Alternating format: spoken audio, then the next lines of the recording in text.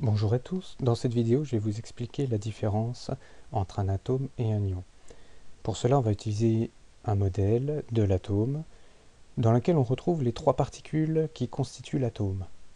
En rouge le proton, en bleu l'électron et en gris le neutron.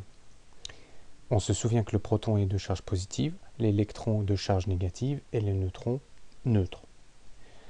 Ici nous avons le lithium. Dans cet atome, constitué d'un nuage électronique, où on trouve les électrons, et d'un noyau, où on trouve les protons et les neutrons, on compte 1, 2, 3 protons, c'est-à-dire 3 charges positives, et 1, 2, 3, 4 neutrons, c'est-à-dire 4 charges neutres. Le noyau porte donc 3 charges positives. On représente tout ça avec un symbole. Ici, on retrouve le numéro atomique, c'est-à-dire le nombre de protons, 3, parce que comme on en a compté 3 ici. Au-dessus, on a le nombre total neutrons plus protons dans le noyau. Ça n'a pas vraiment d'importance pour les ions, on va voir qu'on peut s'en passer. Autour, dans le nuage électronique, on compte 1, 2, 3 électrons, c'est-à-dire 3 charges négatives. Donc, si on récapitule, on a 3 charges positives dans le noyau, 3 charges négatives dans le nuage électronique, ce qui donne une charge globale neutre. Notre atome est électriquement neutre, on peut tout simplement le représenter par son symbole Sol, sans rien de spécial. Voyons ce même atome, mais sous sa forme ionique. Pour passer de l'un à l'autre, c'est très simple. On enlève un électron. Voilà. Dans le nuage électronique, on ne retrouve plus que 2 électrons. Le noyau, lui, il est absolument identique. Pas besoin de le changer, c'est la base. Donc on retrouve exactement, au niveau de son numéro atomique, 3, 7, 3 protons, 4 neutrons. Le symbole Li, aucune raison que ça change. Par contre, vu qu'on n'a plus que 2 électrons, il nous reste donc 2 charges négatives. Quand je comptabilise les deux, 3 charges positives, mis avec 2 charges négatives, il me reste une charge positive en trop. Quand je vais représenter ça dans un symbole, on va indiquer que l'ion Li est de charge positive. Si vous vous souvenez, on avait constaté que l'ion cuivre, dans les expériences, était aussi un ion de charge globalement positive. D'accord ? Et on voit que cet écart de charge est dû à l'absence d'un ou parfois plusieurs électrons. La différence majeure entre l'atome et l'ion, c'est dans la charge électrique que ça se retrouve. D'accord ? Un autre exemple avec ici l'oxygène. Plus compliqué, un noyau plus gros, un peu plus d'électrons. Donc là, on va recompter pareil. 1, 2, 3, 4, 5, 6, 7, 8 protons. Son numéro atomique, c'est donc 8. Si je compte le nombre de neutrons, 1, 2, 3, 4, 5, 6, 7, 8. 8 plus 8, 16. On a bien 16 au-dessus. D'accord ? Je compte maintenant 1, 2, 3, 4, 5, 6, 7, 8 électrons. 8 charges plus, 8 charges moins. La charge globale est neutre. C'est bien la forme atomique de cet élément, l'oxygène. Comment passer maintenant à l'ion ? Vous pourriez me dire, facile, on enlève des électrons comme pour le lithium. Eh bien non, parce que lui, c'est une autre catégorie d'ion, un ion à qui on va ajouter les électrons. Je regarde dans le nuage électronique, 1, 2, 3, 4, 5, 6, 7, 8, 9, 10 électrons cette fois-ci. Donc, le noyau, lui, il n'a pas bougé d'un pouce. On retrouve toujours les 8 protons. Son numéro atomique est donc toujours 8. C'est toujours de l'oxygène. D'accord ? Dans la classification périodique des éléments, il sera positionné exactement au même endroit. Mais cette fois-ci, en comptabilisant ces 8 charges positives et ces 10 charges négatives, on constate qu'il nous reste un excès de 2 charges négatives. On a 2 charges négatives en trop dans le nuage électronique de façon globale.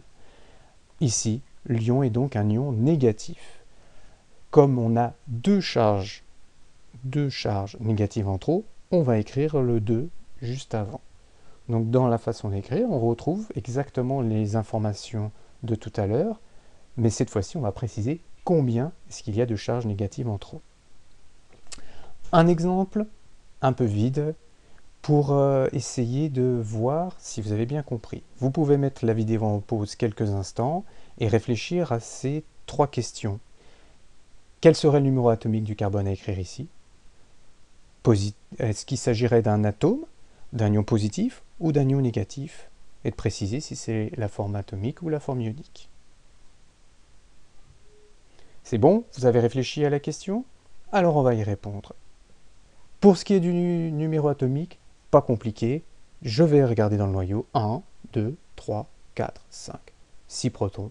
Le numéro atomique est 6. Donc, facile. Par contre, vérifions s'il s'agit d'un atome ou d'un ion. Je compte les électrons dans le nuage électronique. 1, 2, 3, 4, 5, 6 électrons. J'ai autant de charges positives, 6, que de charges négatives, 6. Il est globalement neutre. Je n'ai rien à écrire là-dessus. Il est en haut à droite, puisqu'il est neutre, ni plus ni moins à écrire. Puisqu'il est neutre, c'est forcément un atome. On a la forme atomique ici du carbone. Autre exemple, avec le fluor. Donc pareil, vous mettez la vidéo en pause et vous répondez numéro atomique. Est-ce qu'il s'agit d'un atome, d'un ion positif ou d'un ion négatif? Et ensuite on en déduit si c'est la forme atomique ou la forme ionique.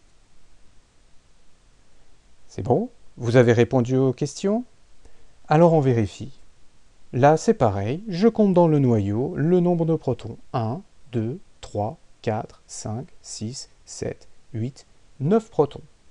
Donc le numéro atomique, facile, c'est 9. Pour savoir si c'est un atome ou un ion, il suffit de compter le nombre d'électrons dans le nuage électronique et de vérifier si c'est bien égal à 9. 1, 2, 3, 4, 5, 6, 7, 8, 9, 10. 10 électrons, 9 protons. Ce n'est pas la forme atomique, c'est forcément la forme ionique. La question est maintenant, est-ce qu'il est négatif ou est-ce qu'il s'agit d'un ion positif? On vérifie en comptabilisant l'ensemble. 9 charges positives, 10 charges négatives. J'ai un excès de une seule charge négative. L'ion, ici, est un ion négatif, F-, c'est sa forme ionique, d'accord? Et là, ici, c'est l'ion fluorure. Dernier exemple, ici, en partant de ce noyau et ce nuage électronique. Même question, nombre de protons, est-ce que c'est un atome, un ion positif, un ion négatif? C'est bon? Vous avez répondu aux questions? Alors on regarde ensemble. Pareil que tout à l'heure. Le nombre de protons, il suffit de compter 1, 2, 3, 4, 5, 6, 7, 8, 9, 10, 11 protons. Le numéro atomique est donc forcément 11. Deuxième chose, est-ce que c'est un atome ou est-ce que c'est un ion? Eh bien, je compte le nombre d'électrons dans le nuage électronique. 1, 2, 3, 4, 5, 6, 7, 8, 9, 10.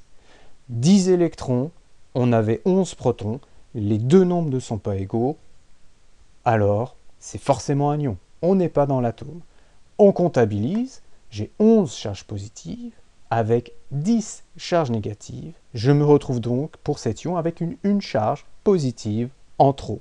C'est un ion positif. On est pour cette forme ionique sur l'ion sodium. Quelques remarques pour terminer. On n'a absolument pas touché au noyau en passant de l'atome à l'ion. Il ne change pas. Vous gardez bien toujours le même nombre de protons. Seul le nombre d'électrons va changer. Ce qui est assez logique parce que les électrons, c'est quand même de tout petits éléments légers qui tournent autour, et c'est quand même bien plus facile d'en enlever ou d'en rajouter que d'aller creuser dans le noyau.